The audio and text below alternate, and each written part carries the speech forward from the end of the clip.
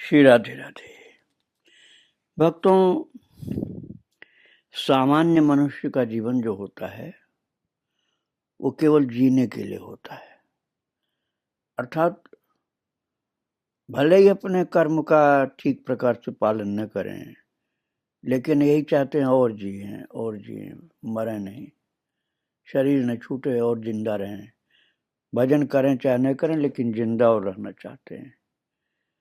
और जो उच्च कोटि के रस सिद्ध संत होते हैं वो तो अपना काम पूरा करके बस फिर जाने को तैयार हो जाते हैं।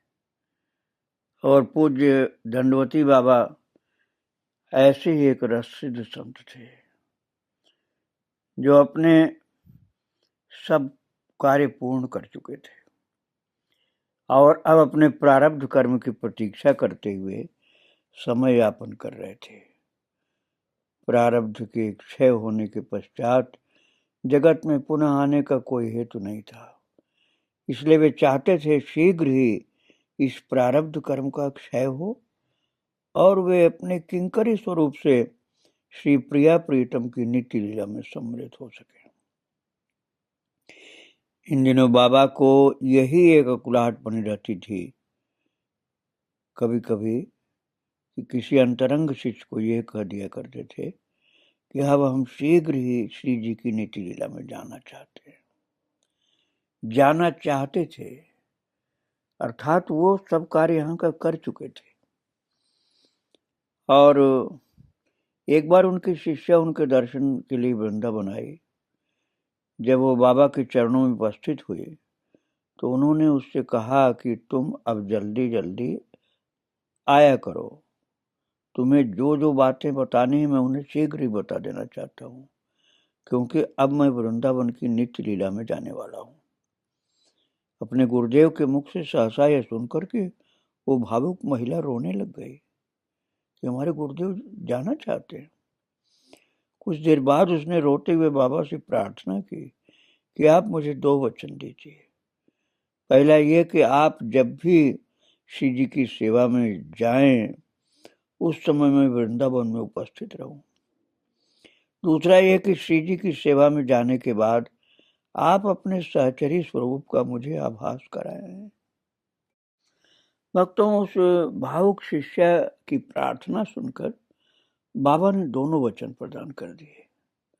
बाबा ने उससे कहा कि मैं जब देह छोड़कर श्री राधा वल्लभ लाल की नित्य लीला में जाऊंगा उसके पहले सूचना देकर यहाँ बुलाऊंगा।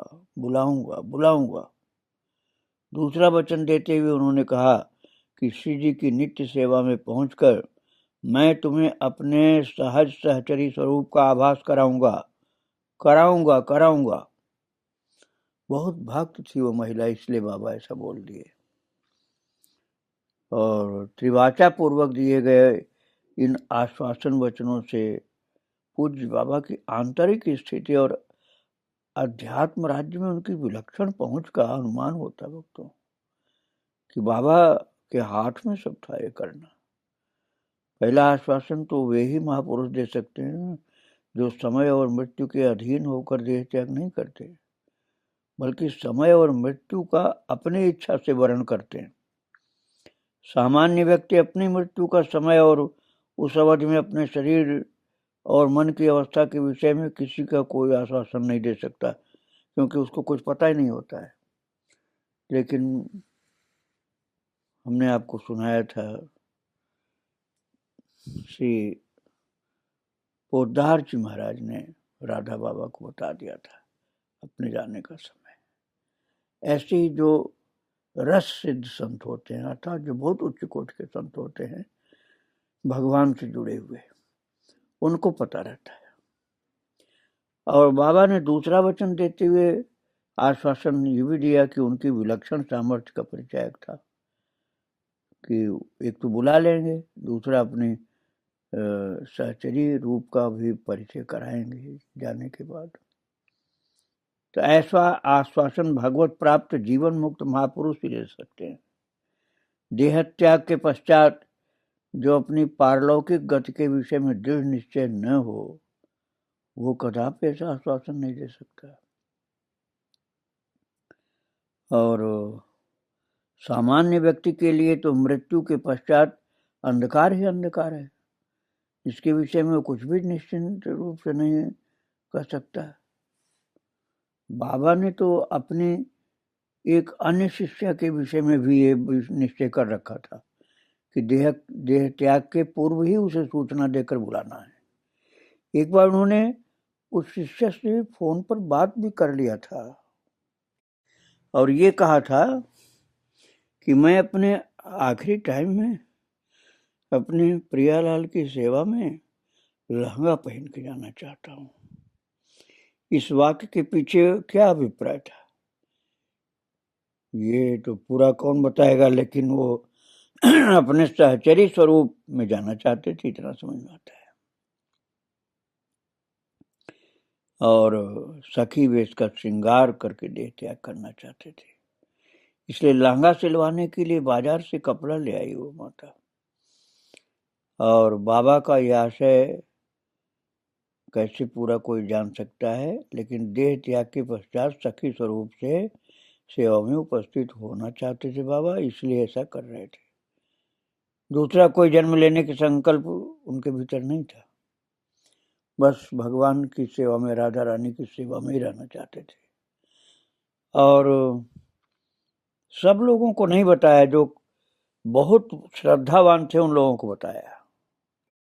और महाराज जो शिष्य को बोले थे कि मैं बुला लूंगा, उसको बाबा ने उस समय पीसीओ होते थे, मोबाइल नहीं होता था, तो पीसीओ भेज करके फोन करवा दिया था उसको और ये वचन दिया था कि श्री जी की सेवा में पहुंचकर वे अपने राधा किंकर स्वरूप का भी आभास कराएंगे।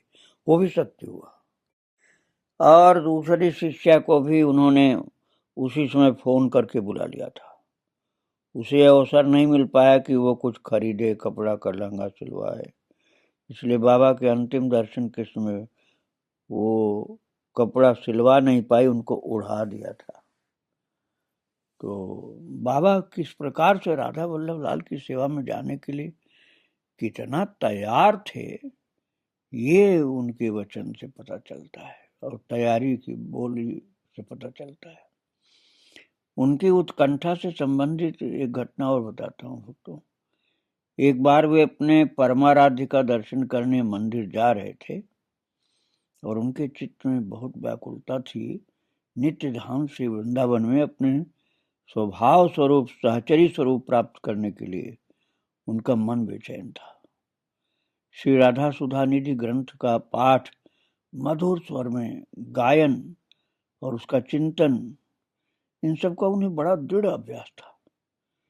इस ग्रंथ के 261वें श्लोक में श्री हरिवंश महाप्रभु ने कहा है कि मैं शरीर को त्याग कर उन श्री राधा की दासी कब बनूंगा जो रसिक शिरोमणि श्याम सुंदर के साथ श्री वृंदावन की कुंजों में सदैव केली निवास करते हैं। भक्तों, इससे पता चलता है कि इनको इसका पूरा ज्ञान था और पांच भौतिक शरीर को बाधा के रूप में न देख करके मन से तैयार थे। वही श्लोक बाबा भी पढ़ रहे थे। उन्हीं भाव तरंगों में डूबते उतराते हुए राधा वल्लभ जी के मंदिर पहुंचे। उस समय मध्याह्न राजभोग नैवेद्य आने में कुछ देरी हुई थी। बाबा एकटक श्री जी की मनमोहिनी छवि को निहार रहे थे। सहसा उनकी भाव दशा में एक बार ज्वार सा आया। अब इस संसार में मन नहीं लग रहा है। मैं प्रारब्ध के बंधन को तोड़कर कब शीघ्र श्री जी को प्राप्त करूंगा, ये उत्कंठा उनके चित्त में बढ़ती चली जा रही थी और वो व्याकुल हो उठे। उमड़ते हुए भाव में धैर्य की सीमा को जैसे अब तोड़ने की तैयारी थी। उनके नेत्रों से अश्रुधारा बह चली और शिथिल हो गया शरीर और विकंपित होने लगा। उसी समय श्री जी का राजभोग आया तो बाबा ने एक ओर से साष्टांग प्रणिपात किया और प्रणाम के पश्चात उठने में असमर्थ से हो गए। मन में उठते हुए भाव ने विचलित कर दिया था। आज लोकलाज को भी छोड़ करके जैसे बाबा रुदन करने शुरू कर दिए। और 30 मिनट बाद जब भोग का समय पूरा हुआ, श्री जी की आरती हुई, तब भी बाबा अपने को संभालने में असमर्थ थे। आरती के पश्चात दर्शनार्थी क्रम से जाने लगे। मंदिर प्रांगण प्राय खाली हो गया।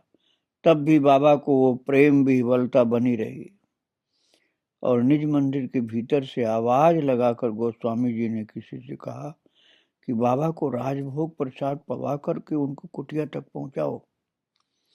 और उसी के अनुसार कुछ ही देर में बाबा को प्रसाद पवा करके 2 भक्तगण उन्हें सुखधा भक्ति आश्रम में उनकी कुटिया तक पहुंचा के आए। इस घटना से भक्तों उस समय की मनोदशा का अनुमान होता है। और वह अपनी यात्रा पूर्ण करने से पहले अपने चित्त में कैसी व्याकुलता धारण किए हुए थे, इससे पता चलता है। और अब आप ये कह सकते हैं बिना किसी संदेह के कि जैसे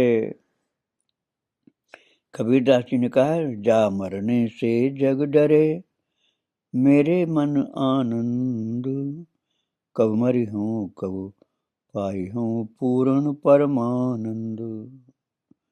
बिल्कुल वही दशा थी बाबा की।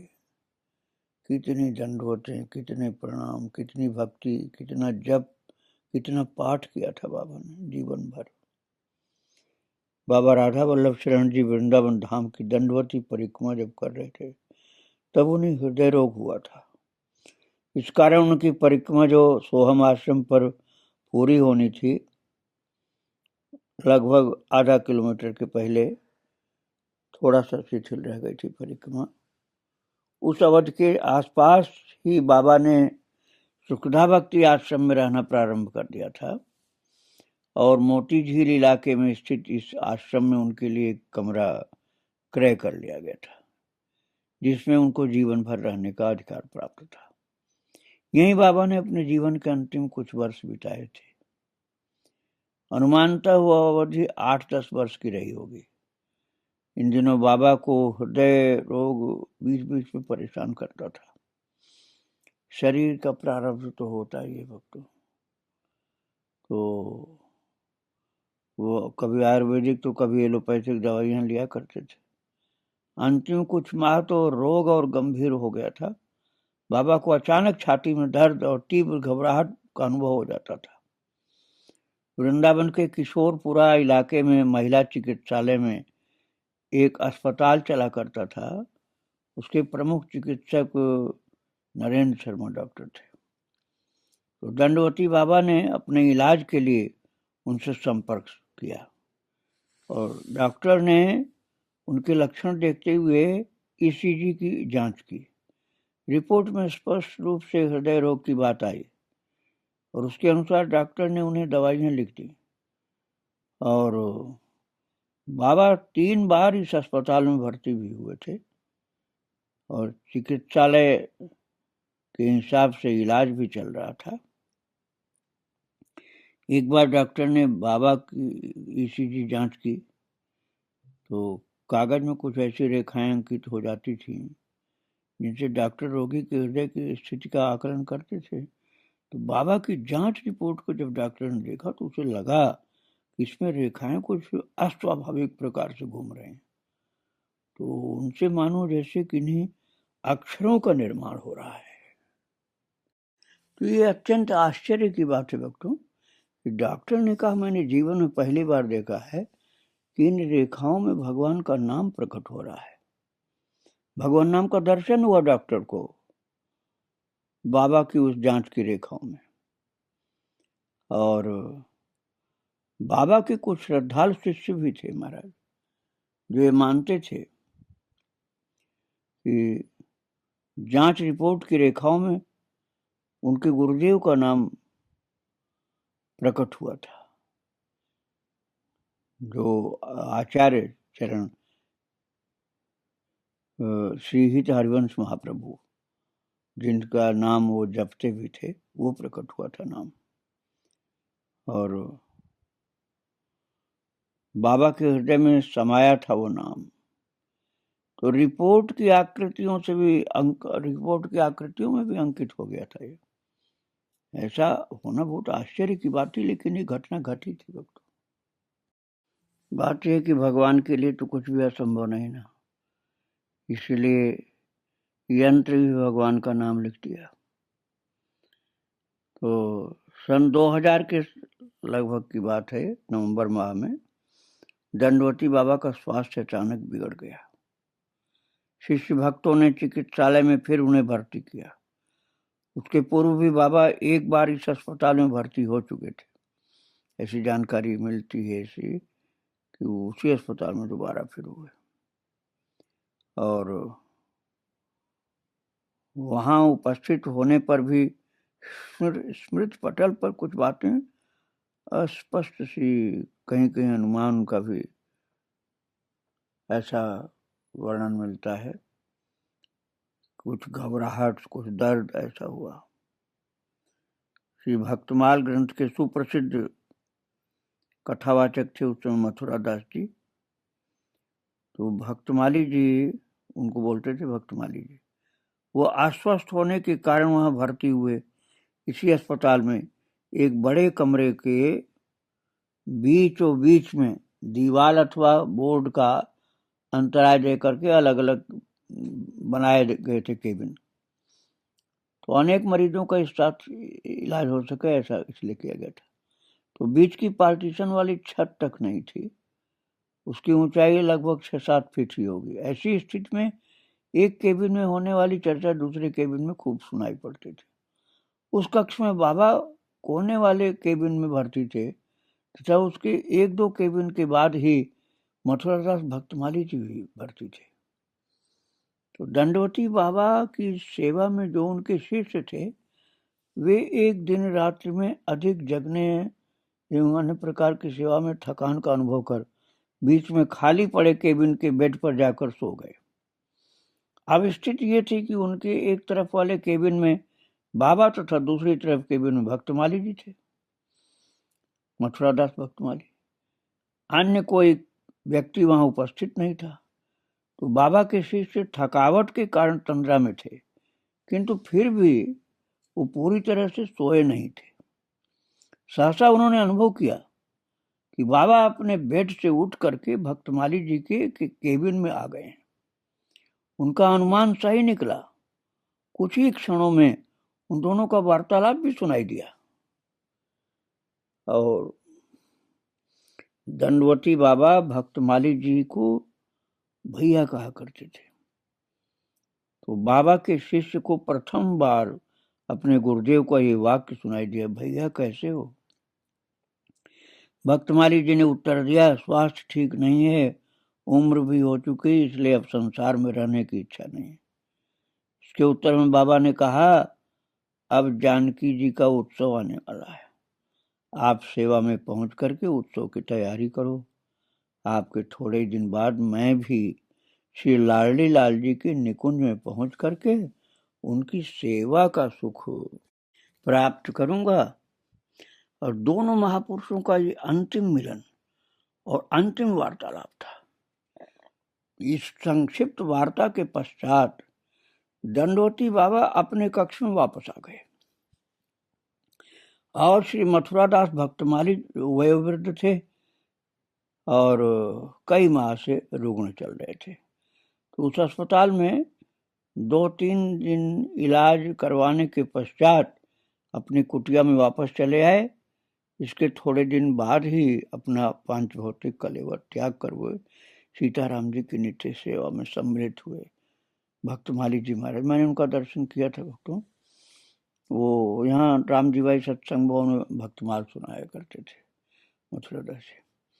तो कुछ दिन अपना इलाज करवा के दंडवती बाबा भी सुखदा भक्ति आश्रम की कुटिया में वापस आ गए। बाबा जान चुके थे कि इस लोक में अब उनका निवास थोड़े ही दिनों का है। इसके पश्चात उन्हें श्री राधा वल्लभ लाल की नित्य लीला में सहचरी रूप प्राप्त करना है, जो उनका अभीष्ट था। तो उनकी दृष्टि अब सब ओर से सिमट करके श्री सेवक वाणी की पंक्तियों पर टिक गई थी। निज महल टहल नवकुंज में, नित सेवक सेवा करनम। निस्दिन समीप संतत रहे, हरिवंश चरण शरणम। तो बाबा भी बार बार इन भावों को धारण करके रटते थे। रसोपासना का चरम लक्ष्य इन पंक्तियों में बताया है महाराज ने। तो नित्य लीला में पहुंच करके अपने नित्य सरल सखी स्वरूप से श्री लाडली लाल जी की नित्य सेवा को प्राप्त करना, यही श्री राधा वल्लभी स्वरूप को भूल करके माया से मोहित हुआ जीव इस संसार चक्र में भटकता हुआ अनेक दुखों को प्राप्त करता रहता है। उसकी इस भटकन का एकमात्र कारण स्वरूप की विस्मृति तथा शरीर में मैंपन का झूठा भ्रम है। ये भ्रम ही शास्त्रों में अविद्या कहा गया है। यही संस्कृति का हेतु होता है भक्तों। तो संस्कृत हेतु अविद्या नाशी। और इस राधा वल्लभ संप्रदाय के जो आचार्य श्री हित हरिवंश जी महाराज हुए, उनका नाम, उनकी वाणी, ये इस संप्रदाय के साधकों का बड़ा दृढ़ आश्रय होता है और अविद्या दूर होती है इससे। तब जीव अपने सहज स्वरूप को प्राप्त कर लेता है। जैसे स्वप्न में भांत भांत के कष्ट सहने वाला व्यक्ति जग जाने पर अपने वास्तविक रूप में वापस स्थित होने से स्वप्न के पीड़ाप्रद दृश्यों से मुक्त हो जाता है, ऐसे ही प्रेमोपासना के प्रभाव से अपने सहज स्वरूप में स्थित होकर के जीव इस संसार स्वप्न और उसकी त्रासदी से सदा के लिए मुक्त हो जाता है। तो या रस मगन मिटे भवत्रास, इसलिए ऐसा कहा गया। पूज्य बाबा श्री राधा वल्लभ शरण जी इसी अवस्था में अवस्थित एक अनन्य रसिक थे। बाबा इतने उच्च कोट के संत थे कि उस समय वो अपनी अंतः प्रज्ञा से जान सके थे कि इस लोक में उनका निवास अब समाप्त हो रहा है, बहुत थोड़े दिन का, कुछ दिनों का ही रह गया। इसलिए उन्होंने अपने सभी जो श्रद्धावान भक्त लोग थे उनसे अंतिम बार मिल करके, संतों से मिल करके सादर जय जय श्री हरिवंश कहने का विचार बनाया। अस्पताल से आने के बाद उनके स्वास्थ्य में जब थोड़ा और अधिक सुधार हुआ, वे अपने को कुछ दूरी तक पैदल चलने के योग्य अनुभव करने लगे। तब उन्होंने सबसे विदाई लेना प्रारंभ किया और जिन साधु संतों से अथवा कोई गृहस्थ भक्तों से भी थोड़ी सी भी उनकी घनिष्ठता कह सकते हैं आप, घनिष्ठता थी सत्संग के कारण, तो उन सब के पास एक एक करके वे मिलने गए और बाबा का विदा लेने का ये कार्य सर्वथा रहस्यमय था। उन्होंने किसी के भी समय किसी भी के समक्ष ये प्रकट नहीं किया कि मैं अब अंतिम बार आपसे मिलने आया हूँ। सब लोगों ने यही समझा कि बाबा सहज रूप से जैसे कभी कभी आ जाते थे वैसे ही सहज भाव से मिल रहे हैं और कोई खास बात नहीं। इस प्रकार अपने सभी सत्संगियों से, प्रेमियों से उन्होंने गुप्त रीत पूर्वक विदाई ले ली और ये कार्य इतना गुपचुप किया गया कि बाबा की सेवा में रहने वाले उनके निकट शिष्यों को भी इसका पता उस समय नहीं चल पाया था भक्तों। और अब बाबा की विदाई की बात मैं आपको कल सुनाऊंगा। आज यहीं पर बाबा को प्रणाम करके विराम दे रहा हूँ। श्री राधे राधे, जय श्री राधे राधे।